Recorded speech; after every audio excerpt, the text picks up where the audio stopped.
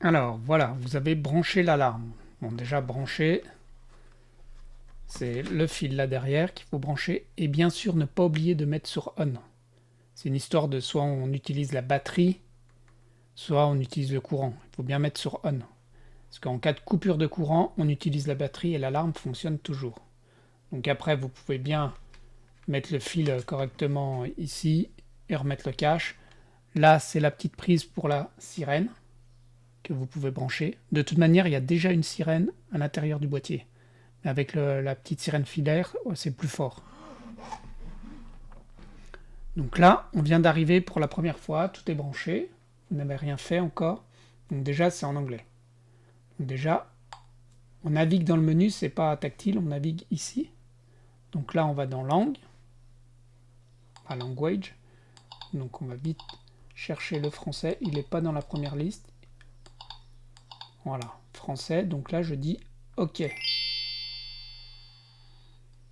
On est repassé en français. Donc déjà, c'est un peu mieux. Comme on peut le voir ici, on n'a pas de Wi-Fi d'activer. Donc là, on va activer le Wi-Fi. Donc on retourne dans le menu. Le Wi-Fi.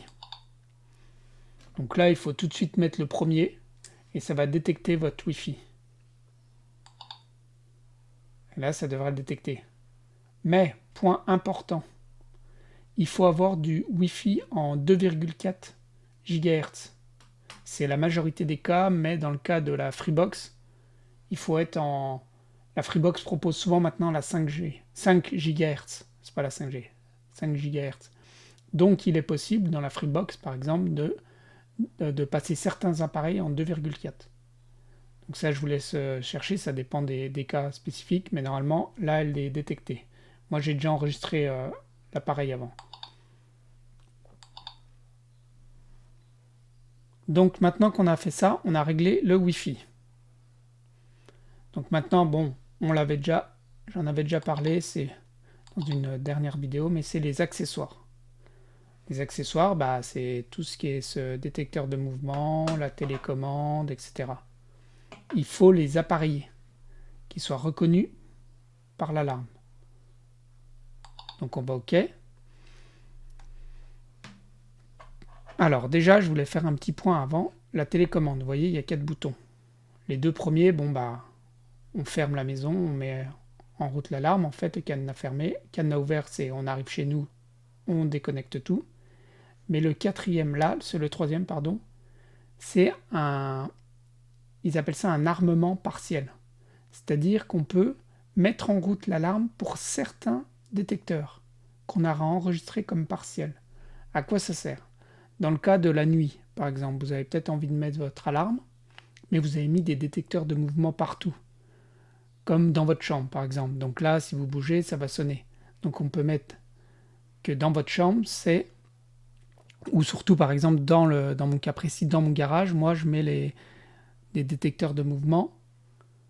Et donc la nuit, j'active partiel quand je vais me coucher, et les détecteurs de mouvement de mon garage qui sont à l'extérieur, eux, ils sont toujours actifs. Et s'il y a quelqu'un qui rentre dans le garage, ça va sonner.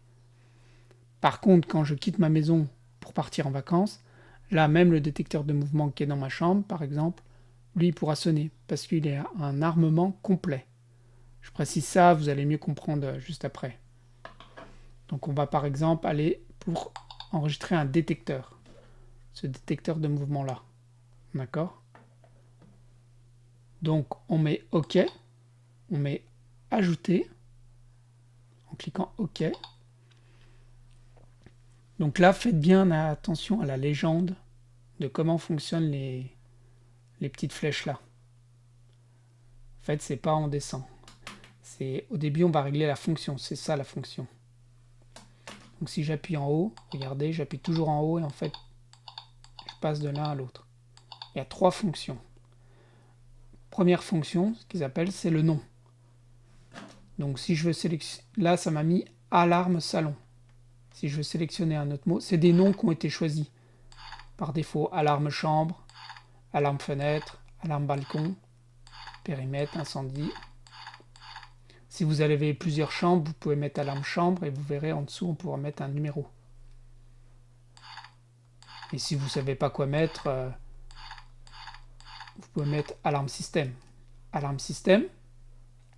Donc je passe à la deuxième fonction. C'est là. Est-ce que je prends un armement complet? Donc ça sonne à tout le temps. Ou autrement, il y a plusieurs autres options, mais armement partiel.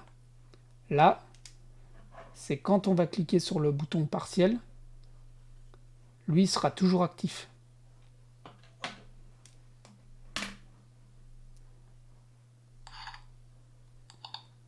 Là, j'ai mis complet. Le numéro, là, on peut changer ce numéro. C'est un numéro pour nous. Quand on va avoir une alerte, on va dire « Ah, c'est mon détecteur de mouvement 1, 2, 3. » Donc voilà, quand on est prêt, on met « OK ». Et là, on a 20 secondes pour vite allumer le détecteur.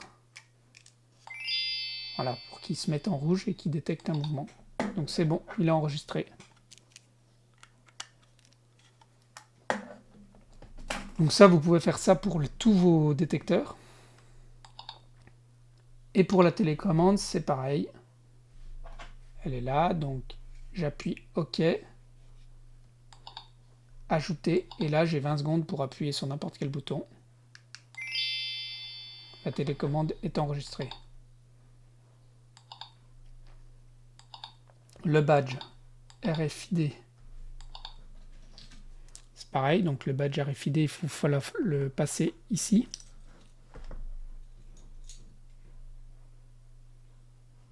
Je clique OK, je clique ajouter, et j'ai 20 secondes pour l'amener ici. Et voilà. Il faut faire ça pour tous les détecteurs. Un détecteur, c'est aussi le contacteur de porte, pareil. Donc là, la partie téléphone, c'est dans le cas de la... si vous avez mis une carte SIM. Mais l'alarme fonctionne très bien au Wi-Fi, il n'y a pas besoin de mettre de carte SIM. La carte SIM, c'est dans le cas où vous voulez recevoir des SMS et non des notifications. Donc la carte SIM, elle se met là. Et vous pouvez paramétrer plusieurs numéros de téléphone qui vont recevoir à chaque fois un SMS. Mais une carte SIM, c'est une carte SIM que vous pouvez prendre n'importe où. Hein. Free, Orange, SFR. Un abonnement, moi, personnellement, j'ai un abonnement à 2 € par mois. Il y a même maintenant 1,90 €, je crois. Et voilà, il faut juste un abonnement qui envoie des SMS. Pas besoin de prendre de gigas et de tout ça, hein, pas forcément. Ce qui peut être pratique, c'est dans le cas où vous avez perdu votre Wi-Fi. Là, l'alarme fonctionne toujours, parce qu'elle envoie des SMS. Ou si vous êtes dans une zone, vous êtes en vacances avec votre téléphone et vous n'avez pas la 4G, vous n'avez que la 2G, vous êtes en pleine forêt. Là, vous allez potentiellement recevoir les SMS et pas les notifications. Donc voilà. Donc maintenant, un autre point à faire sur votre téléphone, parce que là, on a tout paramétré. Mais le truc, c'est que il faut relier à l'application Smart Life. Parce que là, ça va fonctionner, hein, ça va sonner quand il y aura un voleur, mais vous ne serez pas prévenu. Vous avez envie d'être prévenu sur votre téléphone portable. Donc, il faut télécharger l'application Smart Life. Vous cliquez sur Ajouter et ça va détecter votre alarme. Moi, je l'ai déjà fait. J'ai plusieurs appareils, donc j'ai l'alarme, par exemple là. Et voilà. Là, elle est désarmée actuellement. Je peux la contrôler, je peux l'armer, cliquer sur le bouton SOS, voir les accessoires, tout ce qu'on vient de régler. C'est tout simple. Et après, on est prévenu par une notification dès qu'il y a une alarme qui se déclenche. Donc, je voulais vous passer rapidement. De toute façon, il y a tout le petit manuel hein, qui est livré avec. Il y a une partie en français qui est plutôt pas mal expliquée. Je vous montrer d'autres points, c'est dans les réglages. Donc là, par exemple, il y a les délais. Délai, qu'est-ce que ça veut dire? Retard à l'armement, c'est-à-dire quand on clique sur la télécommande pour partir, par exemple, eh ben, on peut mettre un petit un retard, c'est-à-dire X secondes, Parce qu'on veut sortir de chez soi, en fait, on a appuyé sur le bouton, mais pas quand on est dehors, ça dépend des cas.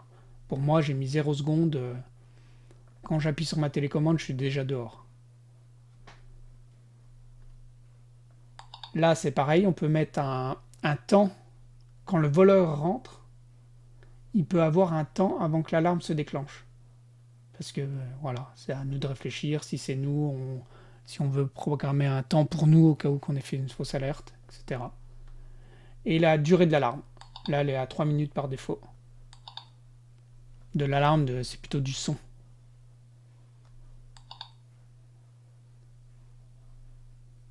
Donc dans le réglage des fonctions, il y a un bip armement.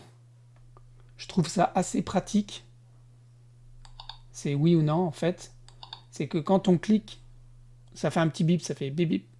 En gros, on sait qu'on a bien mis l'alarme. Assez pratique, je trouve. La sirène, oui ou non. Les SMS, bon, c'est pas dans notre cas. Savoir si on veut éclairer, là, c'est rétroéclairage, si on veut éclairer ici, là. Tonalité du clavier. Vous avez vu le clavier, là, il fait du bruit. Là, on peut régler ça. Ça, c'est plein de petites voix. Là, il y a plein de petites fonctionnalités que vous pouvez regarder. La voix humaine. C'est-à-dire qu'en fait, à chaque fois qu'on arme ou désarme, il y a une voix qui dit système disarme, système désarmé. Ça, c'est pareil, vous pouvez dire oui ou non. Le bouton SOS. Activé ou pas activé. Donc voilà des petits réglages que vous pouvez trouver. Donc voilà, c'est surtout ce qu'il faut retenir, c'est les accessoires qu'on peut, et moi je trouve ça super cool, de mettre certains détecteurs pour la nuit ou pour le jour, ou en tout cas ça fait un peu comme deux zones. Détecteur qui fonctionne tout le temps, détecteur qui fonctionne que quand on a appuyé ce bouton. Moi je dis la nuit, mais ça peut être une autre situation. Voilà, merci.